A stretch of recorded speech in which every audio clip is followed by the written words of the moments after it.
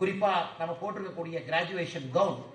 இன்னைக்கு இந்தியாவில் பார்த்தீங்கன்னா எத்தனையோ கல்லூரிகள் இந்த கிராஜுவேஷன் கவுன்லேருந்து வெளியே வர ஆரம்பிச்சிட்டாங்க. ஏன்னா இது இங்கிலாந்து, அமெரிக்காவில் அவங்க கிராஜுவேஷன் செரமனி பெரும்பாலும் வின்டரில் நடக்கும்.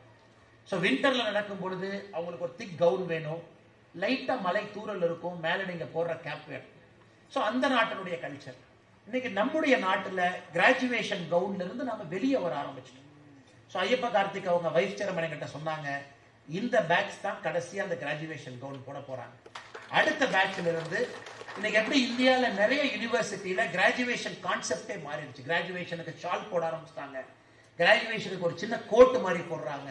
நம்முடைய பாரதிய கல்ச்சர் ரிஃப்ளெக்ட் பண்றப்போ அது எல்லா இடத்துலையும் மாற்ற ஆரம்பிச்சிட்டாங்க. அதனால் இதே மாதிரி சேஞ்சஸ் வாழ்க்கையில நீங்க எங்க போனாலும் சின்ன சின்னதா யோசிங்க.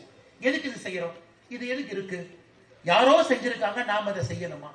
இந்த கியூரியாசிட்டி, இந்த இன்க்யூசிட்டிவ்னஸ் எங்க சென்றாலும் கூட கொஞ்சம் கொஞ்சமா யோசிங்க. ஏன்னா இங்கிருந்து நான் பாக்குறேன்,